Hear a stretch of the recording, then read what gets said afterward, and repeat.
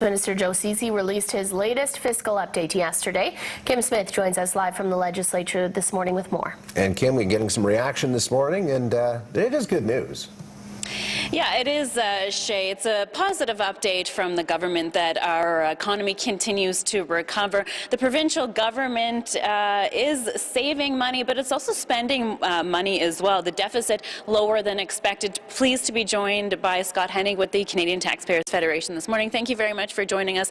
One of the criticisms we're hearing from the Canadian Taxpayers Federation is that that deficit could have been even lower if that $1 billion wasn't being spent. Yeah, that's true. I mean, you know, they did bring it down from 10.5 to 9. That's good. It's a good step in the right direction. They could have been down to 8. Now, I appreciate that maybe moving from 9 to 8 is still a, you know, we're still got a massive deficit, but, you know, the only way they're going to eat this elephant is one bite at a time, and we do have one of the largest deficits that this province has had. It's one of the largest ones in the country by far, and they really do need to start making bigger steps at bringing down that deficit and not spending that $1 billion and putting it towards the deficit and bringing it closer to balance really would have been a better step.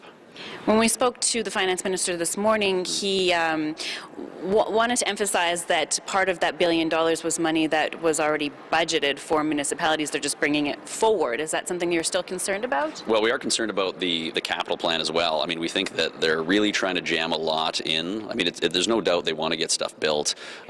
Doing this in an orderly way and moving stuff up, maybe not the best route, maybe spreading some of it out, you know, bringing down that deficit a little bit. I mean, if you look at $1 billion on the deficit, I mean, that's another $30–40 million next year of interest payments, and every year after that, that's building 2 schools, you know, every single year that you're now spending on interest payments instead, just with $1 billion in extra debt. So, you know, really they should be focused hard on the debt, trying to spread out some of their infrastructure spending and trying to keep those interest costs low. We're also hearing from the government that they're still, the finance minister said he's still laser focused on balancing the budget by 2023. Is that an appropriate timeline? Well, we think they can definitely do it. We recently put out our pre-budget submission, our recommendations for their upcoming budget. That's going to be on March 22nd. We think they can definitely do it. I mean, this is a spending issue. They need to control their spending. They need to bring spending down.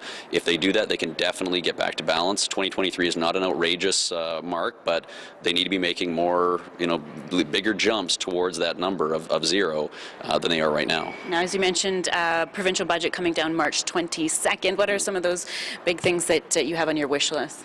Well, our wish list is usually a bunch of no's. We want to see them say no to a lot of extra spending.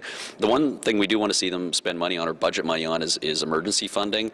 This has been going on since the Klein government. Every year, every government that this province has had, they under budget for emergencies. We'd like to see them actually put in $500 million in emergency funding. We don't know whether it's going to be for floods or fires or whatnot, but every year they spend $500 million and they never budget for it. So that's part of $250 million of yesterday's spending announcements was on emergency funding that they didn't properly budget for. So that's the one, but we're really hoping that they cut back on their increases and rein in some of their spending. Okay, perfect. Thank you very much for joining us this morning. That's Scott Hennig with the Canadian Taxpayers Federation. And again, provincial budget coming down March 20th.